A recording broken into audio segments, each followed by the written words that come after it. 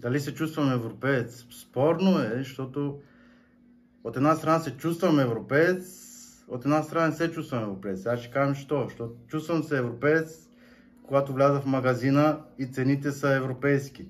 Чувствам се европеец, когато винетките са скъпи и доста по-скъпи от другите европейски държави дори. Цените на недвижимите имоти също са така.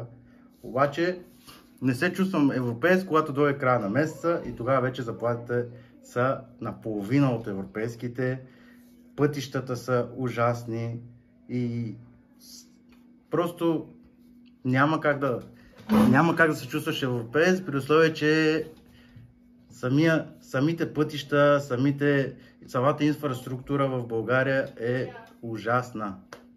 Управляващите бих казал да вземат да се стегнат, да направят едно хубаво правителство и да осигурят на хората една нормална среда за живеене, защото има много хора, които са напуснали държавата и тия хора искат да се връщат. И единственият начин да се върнат е да управляващите да оправят тази страна, за да осигурят на хората нормални доходи, да осигурят нормално здравеопазване, да осигурят всичко нормално, за да живеят хората както трябва в нашата прекрасна и мила родина.